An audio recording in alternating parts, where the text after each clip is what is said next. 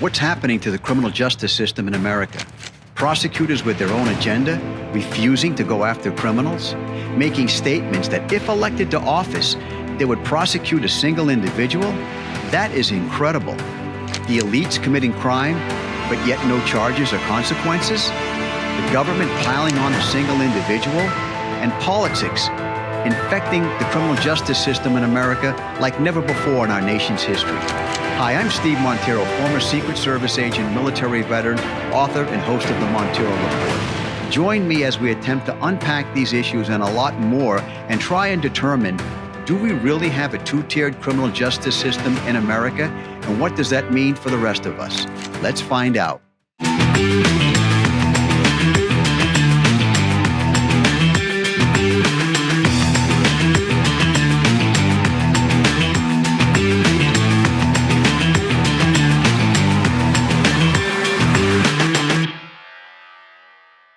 Welcome to the Monteiro Report. Today I have a very special guest on the show who is going to talk about some of the issues that I mentioned in my opening monologue about our criminal justice system and the problems that we're having today with prosecutors prosecuting selective people and also failing to prosecute criminals.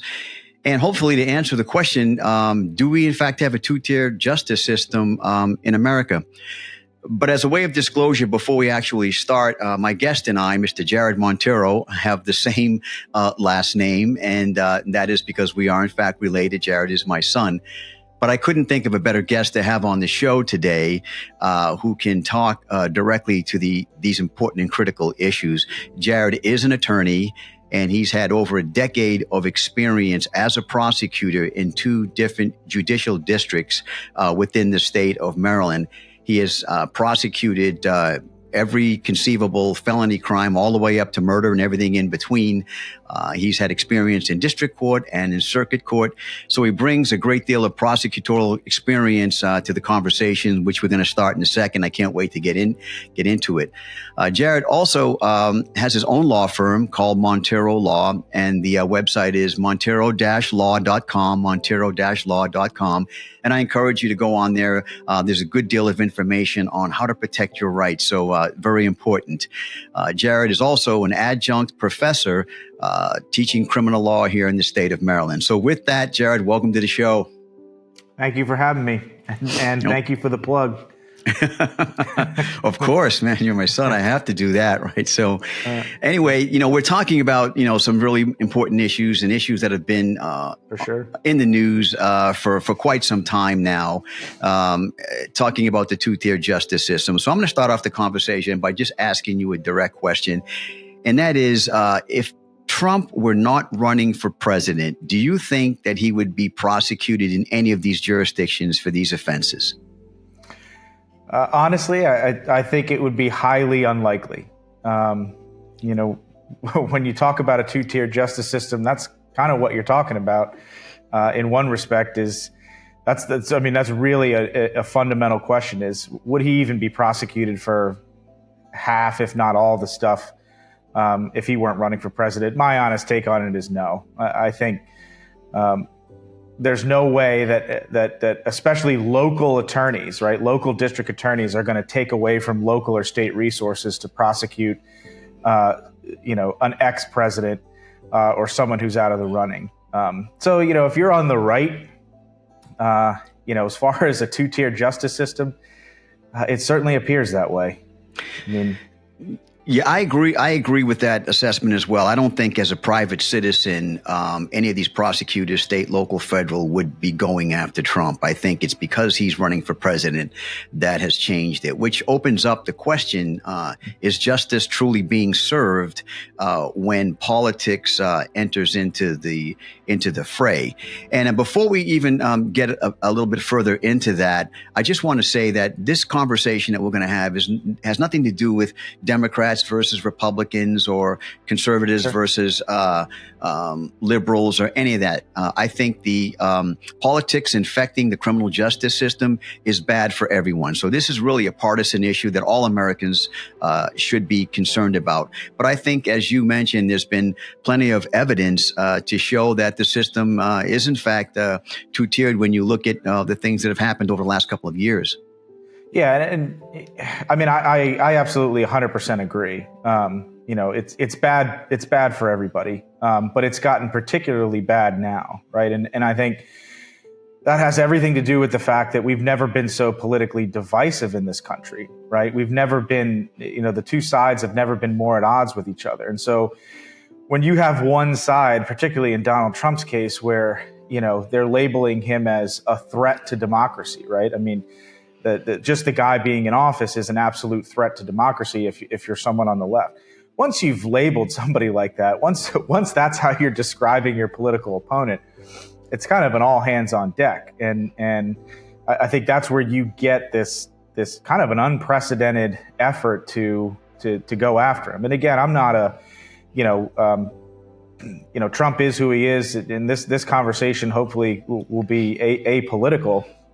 But we've definitely never seen anything like this, and I kind of look at it in mostly three ways, right? First and foremost is, you've never seen an effort that is so relentless, I think, against one political candidate, right? If you go all the way back to the Russia investigation or the allegations of Russian interference in our election, all the way back to 2016. It seems that there has not really been a break in the amount of attempts that they've tried against Trump. So that's kind of one. That in and of itself is unprecedented. As soon as one attempt fails, it seems like they're right on to the next thing. The second part of it is never really have you seen an effort by local district attorneys. That's kind of an eye-opener, right? Where you're not seeing federal prosecutors necessarily go after him. You're seeing local district attorneys. I mean, Fani Willis, Alvin Bragg. I mean, these are local state level officials who are kind of inserting themselves into national politics. And that's not to say that the charges that they're bringing, don't have merits or that they don't have the authority to do that. But it's just something we've never seen before. So that right in and of itself kind of turns your head a little bit. And the third part of it is, and this is really where people start using the word, two-tiered justice, or the term, is when you start comparing treatment, right? So how was he treated versus Hillary Clinton? Now with the exoneration of Joe Biden, with the classified documents found at his house, and how is he treated versus Joe Biden's son with the laptop investigation? How was he treated with Obama in terms of the campaign violation? So, yeah, I mean, I look at it in those three ways. We've never really seen anything like this. And if you're on the right, you're kind of going, is this a one-off? Is this just because it's Trump and Trump's sort of this different, charismatic kind of outsider that they don't really know how to deal with, or is this going to become business as usual? That's what you're thinking if you're on the right, and sure, and I think rightfully so. No, I agree with that. I'm just curious, though. There's always been a little bit of politics involved in the criminal justice system because we have elected officials as part of of our criminal justice system, whether they be judges in some cases and district attorneys in other cases. So there's always been a little bit, but I've never seen it so pervasive as it has been over the last few years. And do you think that is basically because of the Trump phenomenon, or was there some other reason why it is now politics has so infected the criminal justice system? Yeah, I mean, I think it's in large part to the phenomenon that is Donald Trump. But I think, that had kind of been building for some time. I mean, even if you go back to when Bush was president, you could see the political divide really getting bigger and bigger and the sides becoming more polarized. And then Trump comes along and he is just this kind of atom bomb. And next thing you know, you have a political, division like we've never seen before. So I think it's in large part due to him. And to be fair, Trump makes a big target, right? He's abrasive and he's contentious, and it's arguable that he brings a lot of this, on himself. But yeah, I mean, to your point, I think the era of Trump has really injected a lot of politics into our criminal justice system, particularly because, and this is kind of tough to prove, but as an observer of all this, what it seems to me is it's also a good way for people to get a jump start in their career, right? If you are a local politician and you have the opportunity to inject yourself into national politics, right, as sort of a stepping stone, that kind of invites, I think, some of this as well, where, we're living in the age of, 24-hour news and social media. So if you're Alvin Bragg or you're Fannie Willis or you're anybody else who has the opportunity to take on somebody like Trump, whether you succeed or not, that could be hyperbolic for your career. So that could be part of it too. Joe, I agree with that. I remember a time when you barely ever heard who the prosecutor was on a case. They just didn't step out. If they had a statement, it was it was just made relative to the case, and they went away. But today, and that was one of the questions I was going to ask you, but you already sort of touched on it. Was it seems today the prosecutors want to be celebrities and want to come right out there. And I've never seen it in my lifetime where prosecutors are so much in the forefront and the limelight now. And that does change, I think, the dynamics of how they operate. And that leads me to my next question. When you have activists, for example, like George Soros, who bankroll these elected officials, these elected DAs, and how dangerous that could potentially be when that person is bankrolling your campaign. They naturally would expect you to act and perform in a certain way. And how dangerous is that to the criminal justice system? Yeah, it could be very dangerous, right? I mean, I think if you go back far enough in our history, you probably get to a point where, being a prosecutor at the state level was probably, not very political at all, other than, whatever political party happened to dominate, your local area. But, if you went, far back enough, I think most people would, if you polled most people in any community, and asked them about crime, I think what they would tell you is, yeah, I want crime prosecuted, right? It's sort of an apolitical. I live here. I don't want to be the victim of crime. And in the era we live in now, and more sensitive to social issues and social justice, that's part of it, where you've got just a completely different philosophical idea on how to treat crime. You don't want large amounts of incarcerated individuals. Race and economics play a big part in it. So you suddenly have these figures like George Soros who are way on the left, who've got deep pockets, and they're willing to bankroll local prosecutors to try to, I think, effectuate change at the grassroots level.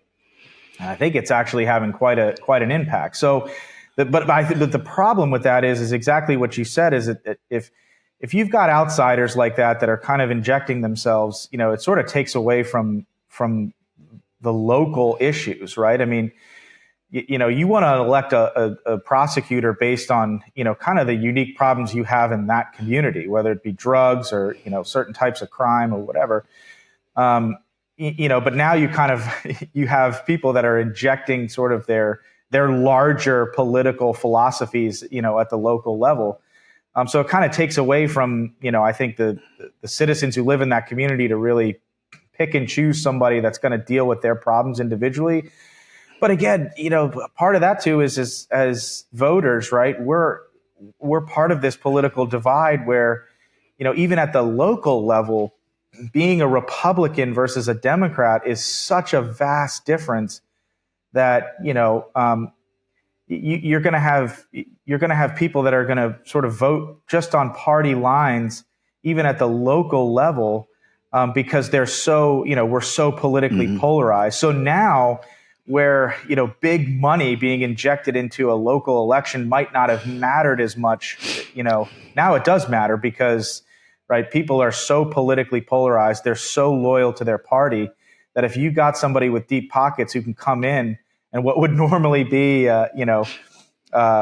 maybe a couple $100,000, campaign fund is now $5 million, right? Yeah. And you can just, just destroy your competition. It matters. Yeah. Sure.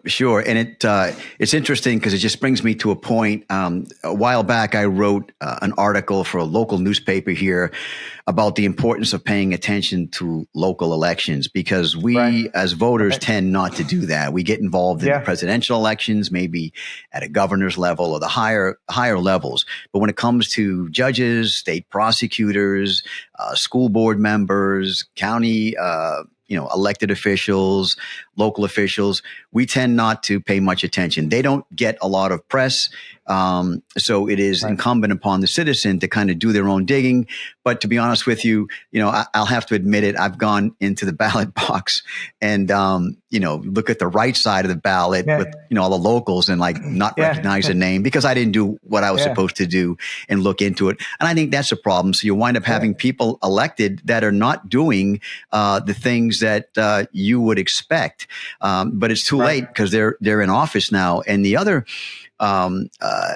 issue is that most people don't realize that local officials affect your lives to a greater detail, I should say, than or greater effect than national politicians when you're talking about school boards and local 100%. Taxes and so forth. So local elections are a big issue. That's one of the things I talk about in my law class. Actually, is on the day-to-day, most individuals, the laws you're subjected to are going to be your state and local laws, right? Most people are not ever impacted by, federal law. And sometimes a lot of cases, not even federal policy directly anyway. So local elections they're incredibly important. But it's a new thing where, you kind of have this, a national sort of this larger interest in local politics, especially when it comes from people with deep pockets like George Soros. And of course it's come, to center stage because you have these cities now that, we're kind of running this experiment of, how much involvement do we want from police? How much do we want to walk that back and how much, how much do we throttle up or throttle down prosecution? And in a lot of these cities, it's playing out in a really bad way. Your crime is, absolutely through the roof. And if you live in those cities and you happen to have a district attorney who's bankrolled by one of these big guys like Soros, it's affecting your daily life. I mean, absolutely 100%. And so all the more reason, folks that live in these areas, they either need to get out, right, which is what a lot of people are doing, or they need to take, local elections more seriously. Without a doubt, it is really important because, again, as we mentioned, it affects your lives more than you realize. So let me ask you this: do you think that there are too many elected officials in our criminal justice system today? Where we talk about district attorneys, we're talking about judges in some cases, because therein lies the rub, where things are so we're so politically divided today, and you need so much money to run a campaign. I remember when even congressional campaigns now, millions of dollars need to be raised. It's just amazing how much money. So when you have to raise that much money, you sort of become beholden to the donors. So are there too many positions that are elected, do you think, across the country? Well, and this is, I don't have the data on this, but I believe, what you're going to find is in the overwhelming majority of states and jurisdictions in the individual jurisdictions in each state, you're going to find local, that the prosecutors are elected. I think it's probably only a handful of places where, local prosecutors are appointed. And whether that's a good or a bad thing, I think again just depends on how you look at it. On one hand, having elected, prosecutors can be a good thing because, if you have somebody that's kind of soft on crime, the voters can remedy that. True. They can take direct actions at the ballot. And not sort of indirect actions. Well, we got to get rid of whoever is appointing, these individuals. Or if you got somebody who's, too hard on crime, if that's how you're looking at it, So again, you can the voter, the local voters have a little bit more say in what's happening in their communities. But on the other hand, just you have exactly what we're talking about, where you have people that are of a certain political bend. And, unfortunately, that kind of muddies, what their duties and their obligations are. Right. And I think that kind of circles back to what we're talking about with Trump is, when you get elected to be a prosecutor in a local jurisdiction, which what you're undertaking is the, enforcement of the law in that area and for those citizens, predominantly.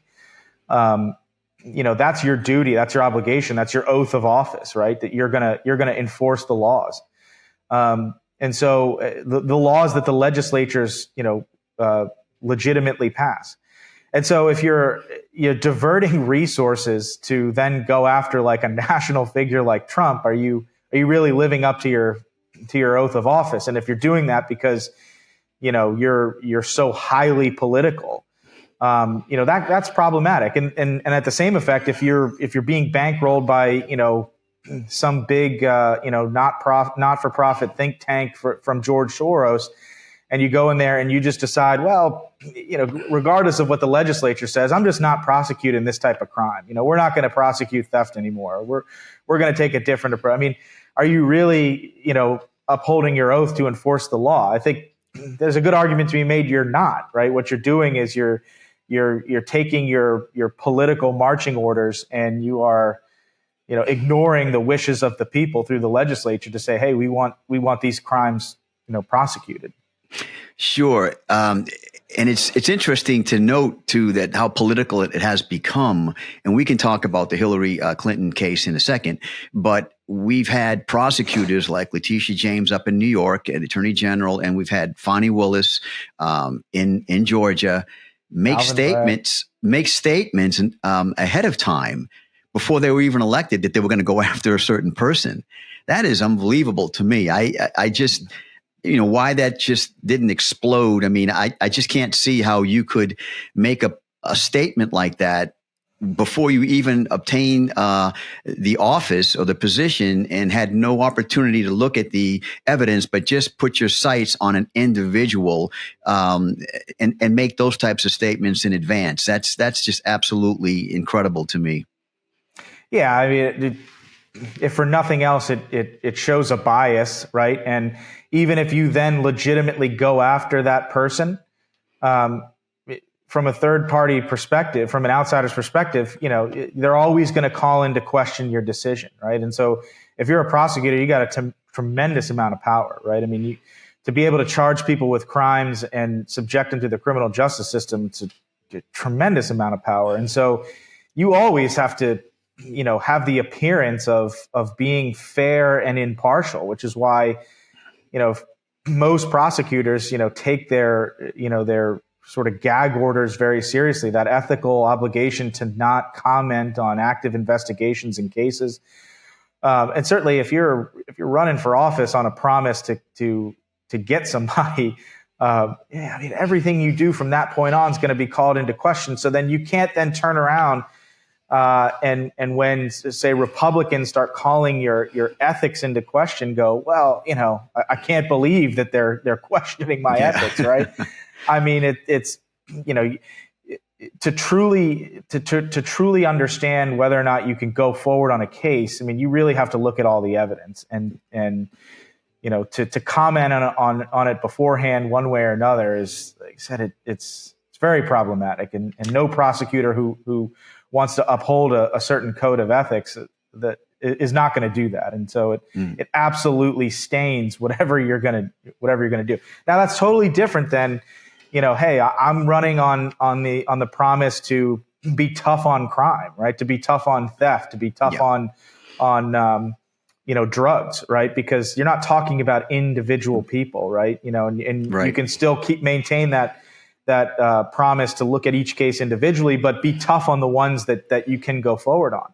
Sure. But Sure. It's always problematic when people who are in government start targeting individual civilians. That's Yes, without a doubt. And there was a time when prosecutors very rarely made statements because they didn't want to create any problems either with the jury pool issue or anything. So it was rare. Yeah. Now it seems more the opposite, where press conferences and just getting the mic out there and getting all your subordinates in back of you and making statements. Right.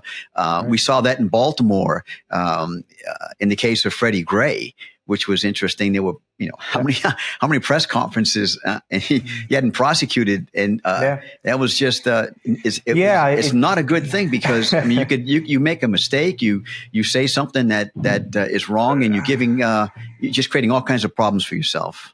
Oh, absolutely. I mean, from the school I came up in, and I've been I've been the beneficiary of a lot of great prosecutors who have come before me, who've mentored me, and that was always a big no-no. I mean, first and foremost, you do not comment on active investigations and open cases. It's a huge ethical violation. Because that's exactly what you're doing. You're tainting a potential jury pool. You run the risk of painting a defendant as guilty before all of the investigation has panned out, and it's highly problematic. And again, it's always going to then raise concerns about whether or not you have a bias, and why would you want to invite that into what's already a difficult job? Absolutely. And it's interesting too, Jared, that we've even had presidents comment on criminal cases, local criminal cases. And for the life of me, I couldn't imagine why you'd want to interject yourself in this, where the president is coming out. I can't remember the gentleman's name, but he said, if I had a son, he would look like Trayvon Martin, I think his name was. And, and that's not, Trump, Yeah, even Trump himself did that. If my memory serves me correct, he was commenting on I can't remember exactly the case, but I want to say it was a court martial. I think he was commenting on the facts of a case, and that's. Yeah, I think that was a Navy SEAL. His name was Gallagher. That was being charged, and that's what I'm thinking of. Yeah, and that should have been handled strictly by the military, and the president always had the right to pardon, but you don't make any comments on it. But that's just another example of politics entering the criminal justice system, and regardless of whether you're a Democrat, Republican, conservative, liberal, whatever, it is so dangerous for that to happen, and we've clearly seen that. And I think the beginnings of it stem from when Trump was elected, and they had the Russia collusion thing, which basically buried the country for 3 years, when in fact there was no evidence at all that any of that happened, and we had to go through impeachments. And the criminal justice system was used. It was weaponized in that case, in my opinion. And I'm a former federal agent, and I think highly of the FBI. I work with the FBI. I have FBI friends. And so the rank and file folks are fine. But when you basically from the top, with people like Peter Strzok, for example, who, had it out for Trump and made statements, and they've had plenty of evidence and emails that we're going to get this guy, basically. I'm kind of paraphrasing. That really is a problem, because it undermines the entire system, and people lose confidence in it.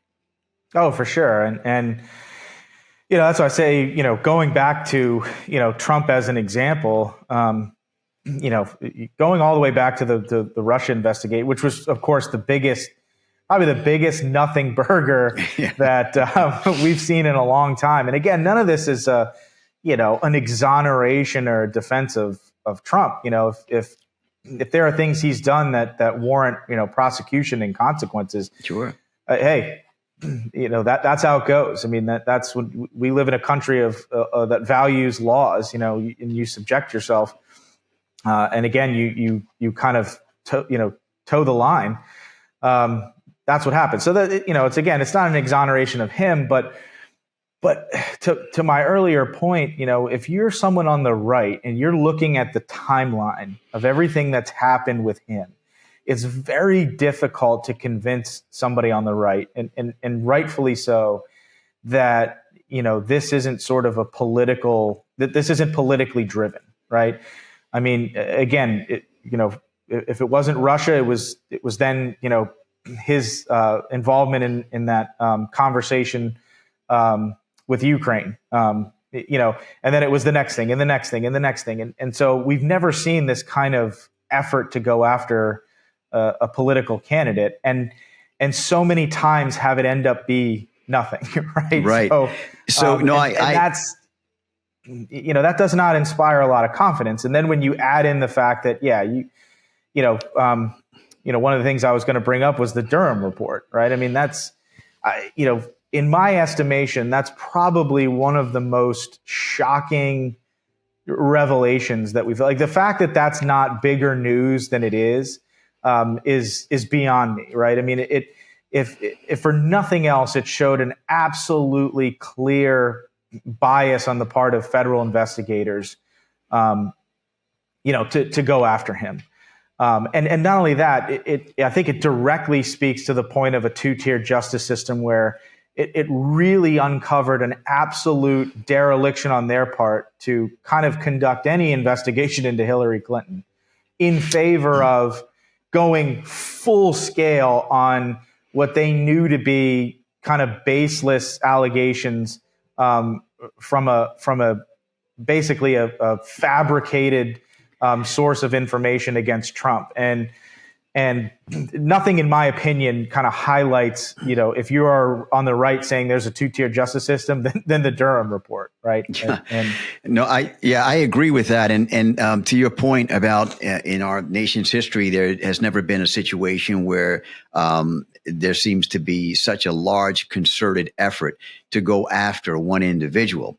But conversely to that, there never seems to have been in our history a concerted effort to protect another individual. So that's another abuse of it. Right. So you can have the overzealousness in going after someone that's uncalled for, but then you can have the overzealousness in terms of protecting someone. And I think back to Hillary Clinton. Now, as a former federal agent, and you as a former prosecutor and attorney, when something is subpoenaed, that means it's protected by the court. You subpoena in the evidence. So in her case, they subpoenaed 33,000 emails. So that was protected by the court. It's evidence. It's not to be tampered with. It's not to be touched. And after getting a subpoena, you go ahead and deliberately, so there's no doubt it wasn't done accidentally, deliberately destroy them. That is a criminal act every way to Sunday. And yet that was, soft-shoed and no reasonable prosecutor would ever prosecute that. And this is James Comey, who, by the way, wasn't even a prosecutor. He didn't represent the Department of Justice, and he was the FBI director, but he wasn't part of the prosecutorial team. His agency investigated it, and for him to come out and make that statement, if that statement was to be made at all, should be someone from the from the Attorney General's office, right, not right, the FBI. So that in and of itself was just remarkable. So again, you have two situations here: zealously going after a person and zealously protecting someone. Well, that's why I said the way I look at Trump and why I think it raises so many eyebrows. Even if you're someone not on the right, it kind of raises eyebrows. It's really three things. It's one, that sort of that relentless, as soon as one thing doesn't pan out, all right, we're on to the next thing, right? Okay, all right, he was impeached over, the his phone conversation with Ukrainian officials about prosecuting Joe Biden. So that didn't pan out. All right, we're on to the next thing. Okay, and then it's the documents, and then it's his payments to Stormy Daniels, and or his conversation to this person to influence the election. It's January 6th. Right? And again, I'm not saying he doesn't invite all this, but again, so that's number one. It's sort of this, man, it's like the finale in a fireworks show. It's coming at him from all different directions. And number two is, again, like I said, the local prosecutors going after him is something new, something we've never really seen before. And then the third one is exactly what you're talking about, where it seems every time, he does something and some other political opponent does something that is seemingly equivalent, they somehow miraculously get an exoneration. And then you get this sort of spiel about why his situation's different, right? So, and maybe it is, right? Maybe that's true. But when it repeatedly happens, people are going to start to question the integrity of what's happening, right? And so the treatment of Hillary Clinton with the emails, I mean, right, on its face, here's someone who had not just had a private email, but set up a private server, right? An entire server outside of the protection of the State Department. And then, as you said, once that was uncovered, I think it was during the Benghazi hearings, they find out she's using this private server. It's a huge security breach. Okay, we're gonna subpoena her emails, and somehow, right? And this blows my mind as somebody who's been a part of many investigations, right? They don't go in and seize what they need.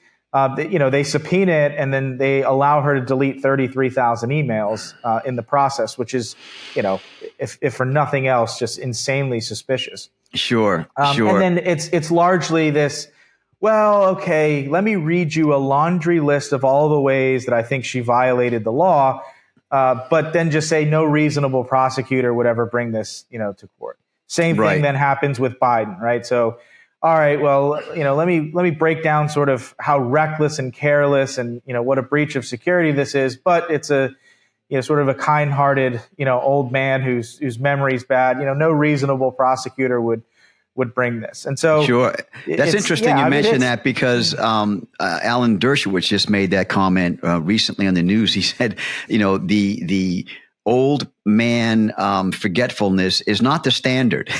No, did he in fact commit a crime? You can't use that as the standard as to whether you charge someone or not. Did they commit a crime or did they not? And so it was kind of interesting where, clearly with his experience in constitutional law, I think he understands the issue well. No, and I know you understand the issue as well. That's not the same.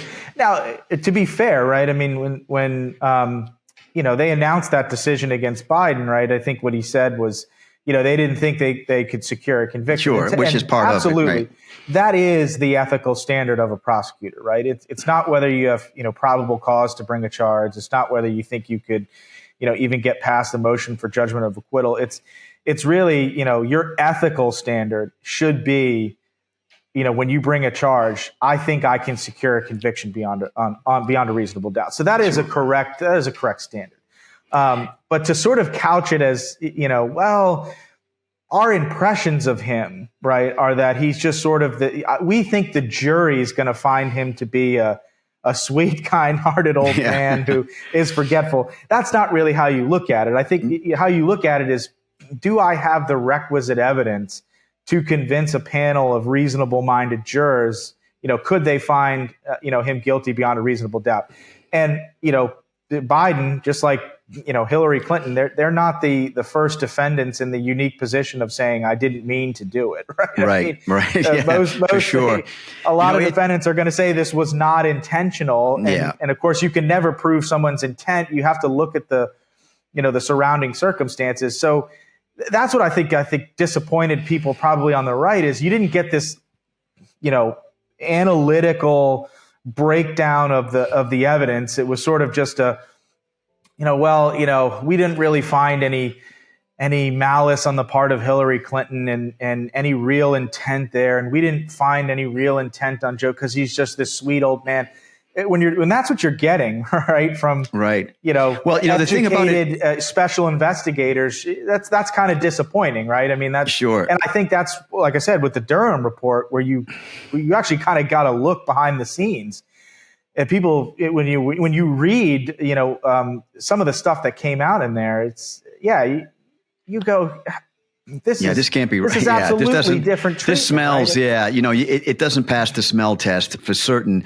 It's interesting because in the Hur report involving Biden, there were people on the left that just went nuts because he alluded to the fact of President Biden's memory lapses, and he's an 80-year-old man, and all he forgot all these. So they went nuts over him injecting that into the report and said it shouldn't have been there. But I see it differently. I think that because he laid out the fact that he willfully mishandled classified documents, and I know a little bit about that. He willfully did it, and he did it for years. He had to put something in there to justify not charging him. Because right. how would he just can't say, okay, you did all these crimes and then just leave it alone. I mean, if he was recommending that he wasn't going to charge him as the special counsel, he had to put some evidence in there as to why he wasn't going to charge him. But they lost their mind over some of that issues. But I don't know how he could have, authored that report without putting something in there to justify these non-charges. And again, that's what I think is raising the stink eye with a lot of people is. You didn't really get a good explanation, right? I mean, I've prosecuted, I don't even know how many cases, and I've declined to prosecute, I don't even know how many cases, and never once was my, rationale for declining to prosecute a case, because I think the defendant's likable, right? I think that the jury is going to like the defendant, and they're never going to believe that this was willful.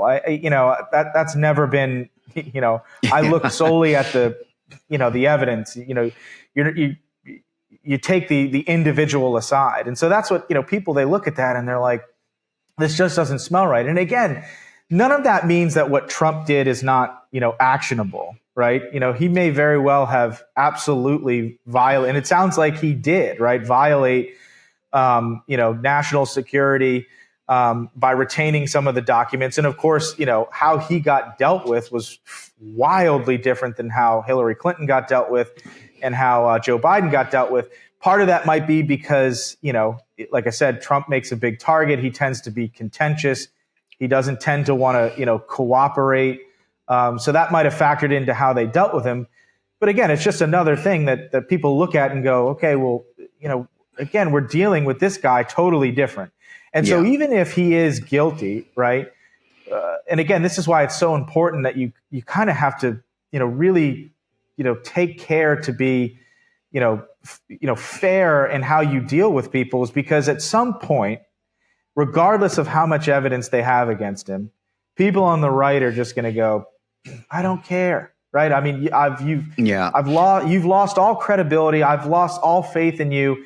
I'm now demoralized where, you could show me, video of him confessing to it, and I still wouldn't care because, again, we're just not getting equal treatment amongst political parties. Yeah, I think you're right on that point, because as Americans, we really detest unfair treatment, and you could see that, and I agree with you that there's probably, of course, people will argue and say, well, the cases are different, the facts are different, and they are in every case. There's never any case that's exactly the same as one. So when you have what Biden did versus what Trump did, they're two different cases, and part of the Mar-a-Lago issue is obstruction of justice. But nonetheless, put all those facts aside, people in America do not like unfairness. And that is what the rub is on this. It seems it's all piled up on one side. And of course, when you have, congressional hearings and they've got the FBI and, the Attorney General, testifying, they didn't help themselves at all. I mean, I remember one official, FBI official, a top FBI official, when asked, where is the Hunter laptop? I don't know. Yeah. You don't know where the Hunter laptop is. You don't have any. You come to a hearing like this expecting this type of question, and you don't know where it is.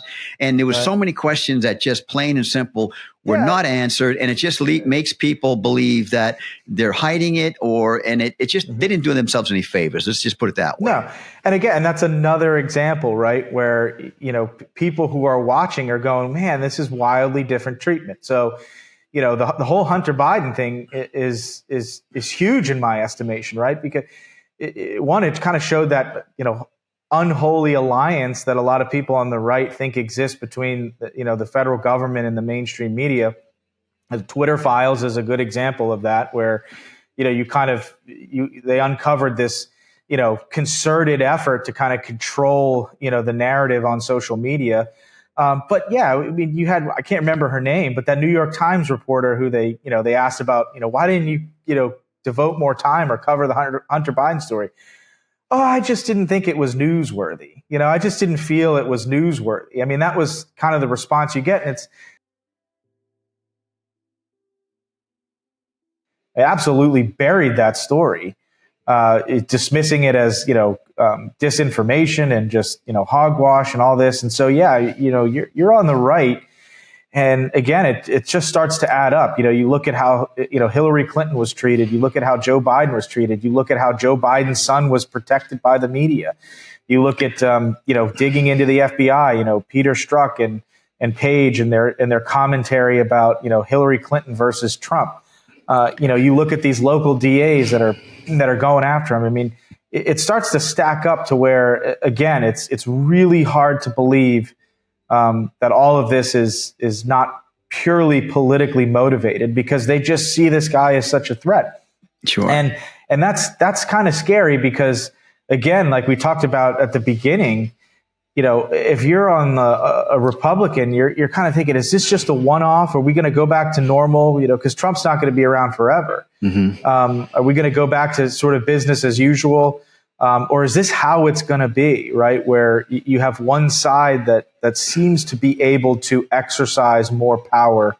And that's the big issue right there. That's the big issue right there, is the weaponization of the criminal justice system here to stay, as parties go and just use it. And it's interesting because Judge Roberts of the Supreme Court just basically made a comment, because they're talking about removing Trump from the I think it was Colorado ballot that's being decided. And one of the comments he made was, well, this is not good, because what happens when the Republicans start to kick off, Democratic, I mean, he pointed that out, how bad this situation can be when you enter politics into these decisions, into the criminal justice system. He said, and now they'll come up with a reason to kick Trump off of certain state ballots and Republican controlled legislators and secretaries of state. So you can see how bad this is, regardless of, pro-Trump, against Trump, left, right, Democrat, Republican. That doesn't matter. That's not what we're talking about. We're talking about the politics infecting the system and criminalizing and weaponizing the judicial system in such a way that people lose complete faith in it. And again, I think we've pointed out clear evidence of how that is. And I'm not saying it wouldn't happen or it hasn't happened on the other side. I'm saying that over the last few years, it's been directed at President Trump, and regardless of whether you like him or not, that's just not the way things are supposed to be. Yeah, and I think that's really the concern. Is I think Trump has his fanatics, right? He has people that are in his corner no matter what. But I think a lot of middle of the road Americans and just sort of the typical average Republicans, again, I think that's how a lot of them are looking at this. Like, Trump's really just he's sort of like the test case, the lightning rod. He draws a lot of attention to himself, but what he was able to expose was, when you are highly unpopular, right? When you are, a political candidate that's kind of really, going hard, what is the other side willing to do to sort of silence that or shut that down? And I think he's drawn that out. He's exposed that to some degree, or at least it appears that way. So again, it's it's not even people that are like, well, Trump's my guy, and I hate to see this happen to him. I think the fear is more, what happens with the next candidate, right? Right. What happens to someone who might not be as abrasive as Trump, but shares the same values, the same ideas, which, 10, 15 years ago were not, even 20 years ago were not controversial ideas. What is it going to look like then? Are we going to see the same effort? And what do you do about it, right? Are we going to have our political system come to a grinding halt because we're tying up political candidates in endless litigations and baseless investigations? And what really, I think, hammers that home is, because a lot of people on the left will go, yeah, but listen, when it comes to, January 6th, and when it comes to the classified documents, there's real evidence there of wrongdoing. Fair enough.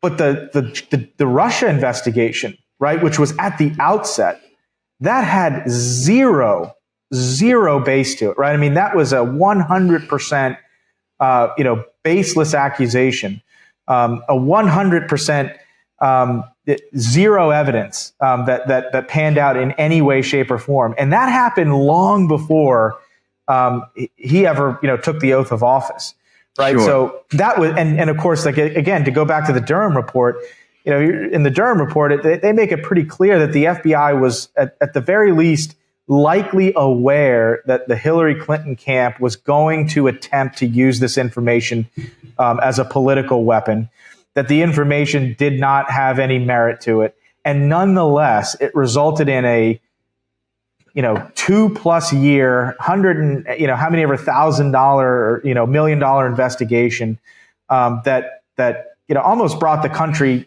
to its knees, because again, there's a newly elected president who in his first 100 days is just hit with this massive investigation.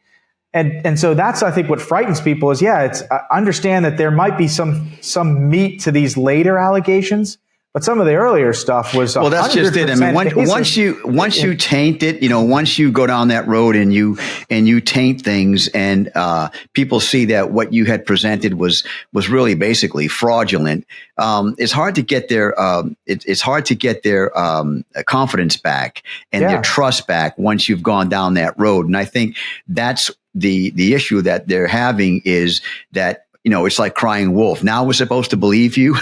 Now we're supposed to believe the evidence after you've dragged the country through this. And again, that's where it becomes really, really, really challenging. So the other thing is, like you said, what do we do about it? In my opinion, you cannot leave this type of conduct unchecked, because if it goes unchecked and we just move past it, then what's to prevent anybody else from, reaching in that tool bag and pulling this out again when they need to? Because nothing happened the first time. Nobody went to jail. Nobody got, lost their jobs or anything. Everything just moved on. So if it goes unchecked, we're really basically enabling it to happen again. Yeah, exactly. Well, and I think even worse, right? I mean, not to be doom and gloom, but if this sort of goes on unchecked, what you really lead to is a breakdown in confidence, right? You lead to a breakdown in confidence from the voters in the federal government, in the fairness of elections and in politics in general, and that can get really ugly, right? Because then people are just going to say, "I don't care anymore," right? This isn't, my voice isn't being heard. Candidates are being silenced. People on the right are being silenced, whether it be, by going after Trump, or the way social media has been accused of censoring people on the right. Once all that starts to break down, I think then you really have a problem where, people are, who knows what they're capable of doing. Sure. That one of the fundamental things about, having a civilized country is that people have to have some degree of faith in the system, right? And I think that's eroding when you do this. Now, it doesn't mean like that's going to happen tomorrow, but if it continues after Trump, I think he'll be the litmus test. if after Trump is long gone from the scene, if we still see this kind of stuff, then yeah, I think it can be very problematic. Yeah, absolutely. And the unfortunate thing is when you have like prosecutors that get elected, for 4 years, and people always say, well, we can fix this at the ballot box, but that's a 4-year wait. Yeah. And a lot of damage can be done. Like you see in New York with the no bail laws and what they've done in San Francisco because they don't want to prosecute crime and shoplifting is, forget it. They're not even going to respond to that. So, when that happens, it's like, yes, they can have recalls there, but those are so difficult to get people, on board for all those things. It requires a great deal of effort.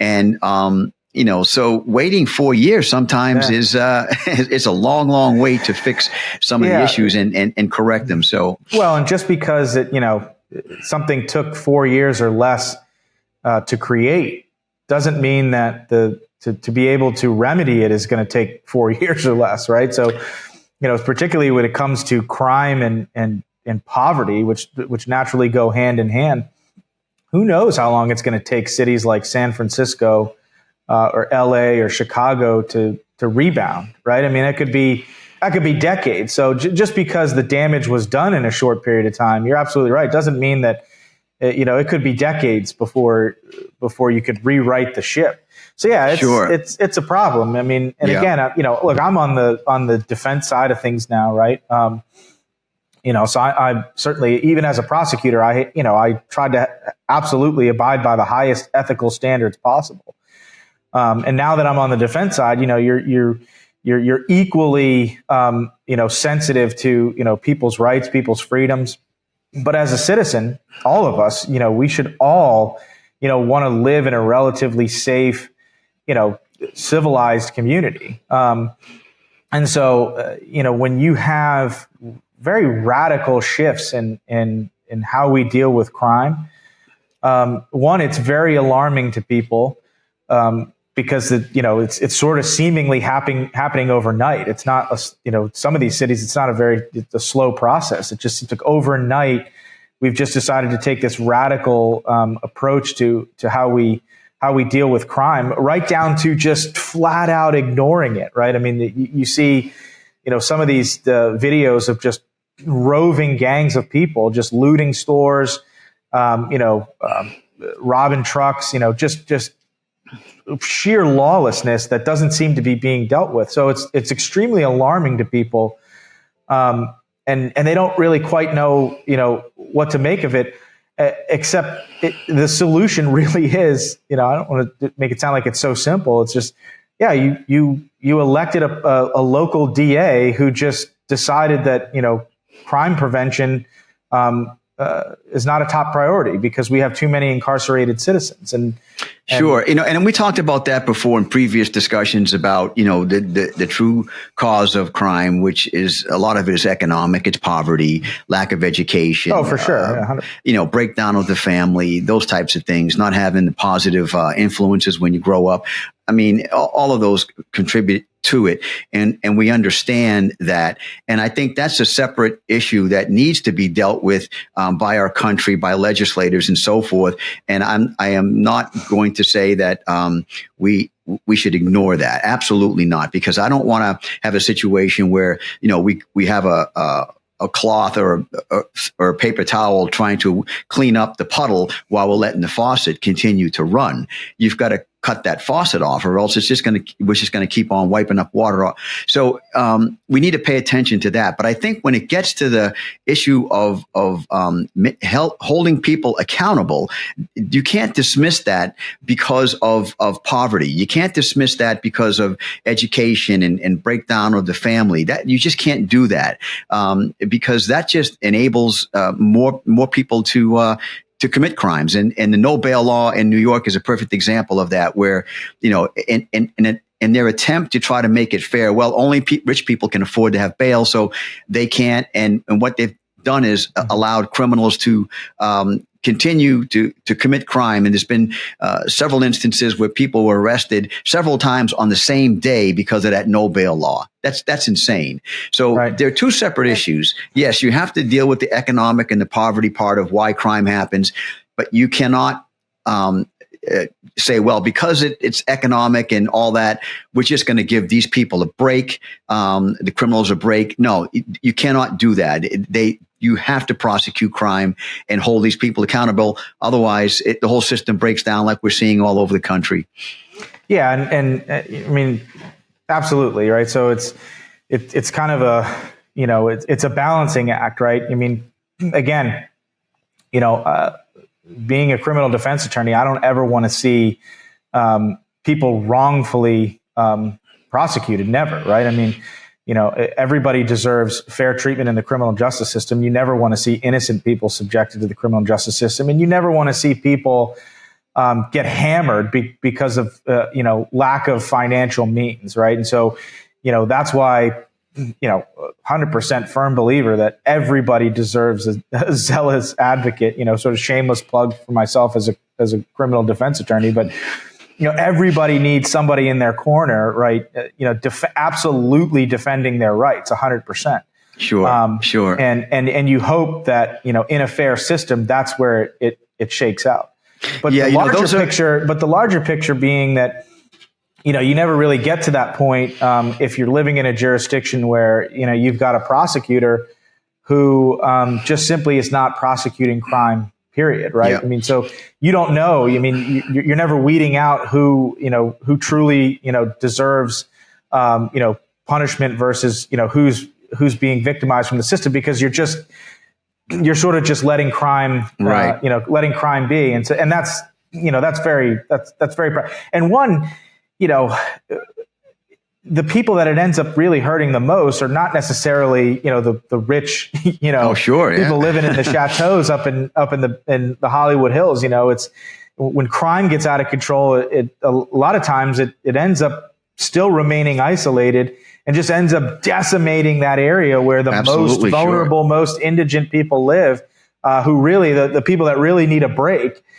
They're getting sort of hammered twice. They're already economically disadvantaged, and now they have to live in an area where crime is just out of control. Well, that's a good point, and that's a whole nother topic. We can probably discuss that for hours on, who really is impacted by crime. So all these attempts to help these the impoverished wind up hurting them when you allow them to continually to be victimized. And that's what's happening with these no bail laws. They're continuing to be victimized when you go soft on it, and the carjackings and the murders and the shootings just continue on. And those are the folks that get beaten up the most when that happens. And sometimes a lot of these policies end up, backfiring on the criminal, defendant, right? Or on people suspected of crimes themselves. Like bail's a perfect example, right? So Maryland, revised their bail laws, same as New York did, where,